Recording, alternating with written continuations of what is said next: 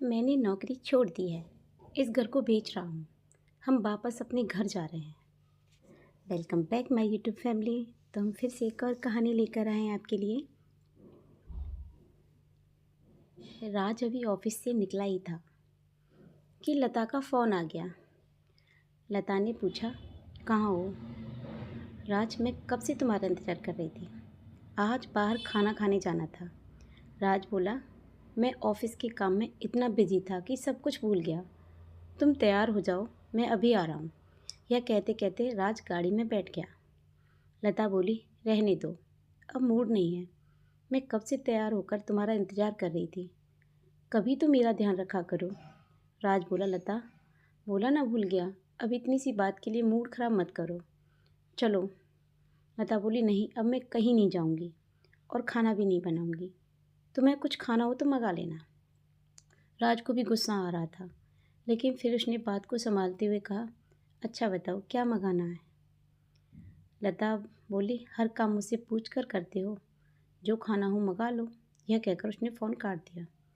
राज को बहुत गुस्सा आ रहा था। पूरा दिन ऑफिस में बॉस ने परेशान किया। घर पहुंचो तो बीवी के नखरे। राज घर पहुंचा। उसने लता को मनाने की बहुत कोशिश की, लेकिन लता ने उसकी एक न मानी। हार कर राज भी बिना खाना खाए सो गया। 1 साल हुआ था दोनों की शादी को। राज और लता की अरेंज मैरिज हुई थी। शुरू के कुछ दिनों तक दोनों बहुत खुश थे, लेकिन उसके बाद राज को एक नई कंपनी में जॉब मिल गई। अच्छी नौकरी थी, सैलरी भी बहुत थी। दोनों बहुत खुश थे। वहीं राज ने 5 महीने बहुत मन लगाकर काम किया, जो उसका प्रमोशन हो गया। गाड़ी तो राज के पास थी। उसने एक मकान खरीद लिया। उसकी किस्त बहुत ज़्यादा थी। शुरू में लगा कि चलो देखा जाएगा, लेकिन उस सोसाइटी में रहने का अलग ही सुख था। इसी सुख को पाने के चक्कर में हर महीने घंटों घंटों काम करके भी किस्त भरना मुश्किल होता जा रहा था। इधर कंपनी के बॉस को उसने घर बुलाकर एक और गलती कर दी। बॉस को जैसे ही पता लगा कि इसने 10 साल के लिए किस्त बांध रख ली है, अब कहीं नौकरी छोड़कर नहीं जा सकता, उसने रात से ज़्यादा काम लेना शुरू कर दिया। जो काम उसका नहीं था वह भी उस पर लाद दिया। राज बेचारा सब कुछ सहकर भी अपनी बीवी को खुश रखने की कोशिश करता था। इधर छोटे शहर से मुंबई में आई लता अब यहाँ के तौर तरीके सीखने लगी थी। सोसाइटी में रहने वाले लोगों से दोस्ती हो गई। अब उनके जैसे लाइफस्टाइल को अपनाने के चक्कर में बहुत खर्च करने लगी। लता के लिए ज़िंदगी केवल ऐश मौज करने के लिए थी। लता को हर दिन घूमने जाना था, फिल्म देखने बाहर, खाना खाने जाना था। इन सब का शौक़ लग गया था। इसके अलावा वह राज के साथ महीने में एक बार बाहर घूमने का प्लान कर लेती थी, जिसे न चाहते हुए भी राज को मानना पड़ता था। राज की ज़िंदगी पत्नी और बॉस को खुश करने में बर्बाद हो रही थी। खर्च कम करने की बात पर घर में लड़ाई हो जाती थी। लता कहती, बाकी लोग भी तो कर ही रहे हैं, सिर्फ सोच का फ़र्क है। जैसी आदत डालोगे वैसी ही रहेगी। राज, उनकी और हमारी कमाई में ज़मीन आसमान का अंतर है। हमें अभी 10 साल किस्त भरनी है। लता बोली, तुम कहीं और नौकरी के लिए कोशिश भी तो नहीं करते? हो सकता है अच्छी सैलरी मिल जाए। राज बोला, नौकरी बदलने के लिए पैसे होने चाहिए।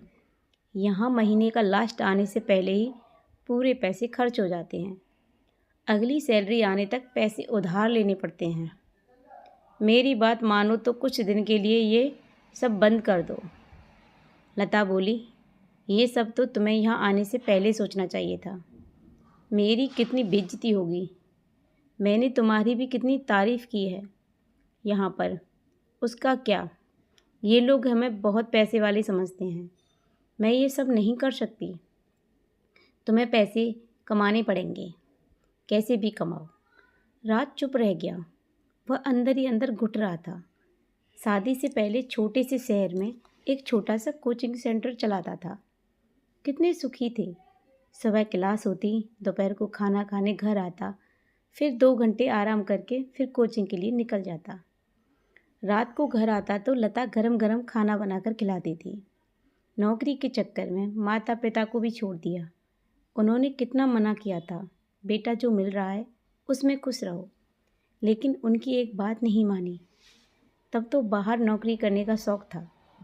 एक बार अपना घर क्या छोड़ा, एक बार भी माँ बाप से मिलने नहीं गया। छोटा भाई वही कोचिंग सेंटर चला रहा है। आज सुबह जल्दी मीटिंग थी। सुबह जल्दी जाने के लिए लता को बोला था, लेकिन जब सुबह राज तैयार हुआ तो उसने देखा लता सोकर ही नहीं उठी है। बिना नाश्ता किए, बिना टिफ़िन लिए वो ऑफिस पहुंच गया। आज बॉस ने उसे और उसके साथ काम करने वाले उसके दोस्तों को नए टारगेट समझा दिए। सैलरी बढ़ाने के लालच देकर पिछले 3 महीने से लगातार टारगेट बढ़ाता जा रहा था। आज के टारगेट पूरा करने के लिए राज को 24 घंटे भी काम करना पड़ेगा। इतना बोझ उठाना उसके लिए असंभव था। मीटिंग के बाद वह बॉस के केबिन में गया। बॉस बोला, आओ राज, तुम बहुत काबिल हो, मुझे विश्वास है ये प्रोजेक्ट तुम ज़रूर पूरा कर लोगे। राज बोला, सर ये रहा मेरा रिजाइन, मैं 15 दिन में ये प्रोजेक्ट पूरा करके चला जाऊंगा। बॉस बोला, ये तुम क्या कह रहे हो, अपने करियर से खिलवाड़ कर रहे हो, तुम्हारे घर की किस्त का क्या होगा। राज बोला, इसी किस्त ने मुझे तुम्हारा गुलाम बना रखा था, मैं वह घर बेच रहा हूँ। इससे पहले कि बॉस ज़्यादा सवाल पूछता, राज तेज़ी से बाहर निकल गया। आज वह बहुत हल्का महसूस कर रहा था। उसने प्रॉपर्टी डीलर से बात कर ली थी।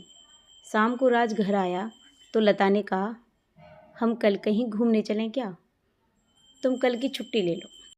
राज बोला, लता अब बस 10-15 दिन की बात है, उसके बाद बस छुट्टी ही छुट्टी है। लता बोली, क्या मतलब। राज ने कहा, मैंने नौकरी छोड़ दी है, इस घर को बेच रहा हूँ, हम वापस अपने घर जा रहे हैं। इस सोसाइटी ने मेरा सुख चैन और जहाँ तक कि तुम्हें भी छीन लिया। अब तुम्हें मेरी बिल्कुल फ़िक्र नहीं। अपने कोचिंग से आने में ज़रा देर होने पर तुम फ़ोन पर फ़ोन करती रहती थी कि जल्दी आ जाओ, मुझे भी भूख लगी है। मेरे बिना खाना भी नहीं खाती थी। यहाँ मैं नाश्ता करूँ या नहीं, लंच बने या नहीं, तुम्हें कोई फ़िक्र नहीं है। 15 दिन जितने मज़े करने हैं कर लो। मैंने पापा को बता दिया है, हम वापस आ रहे हैं, वही कोचिंग चलाएंगे। लता बोली, तुमने क्या कर दिया, सब ख़त्म कर दिया। राज बोला, ख़त्म नहीं किया, ये सब कभी हमारा था ही नहीं। दूसरों की होड़ के चक्कर में अपना सुकून खो बैठे। एक बार सोच कर देखो, अगले 10 साल में मेरा क्या हाल होता।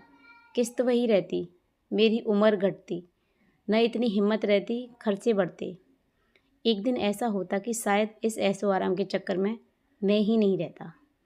यह सुनकर लता के होश उड़ गए। इस तरह तो कभी उसने सोचा ही नहीं। लता रोने लगी और बोली, मुझे माफ़ कर दीजिए, दूसरों के चक्कर में मैं आप पर ध्यान देना ही भूल गई।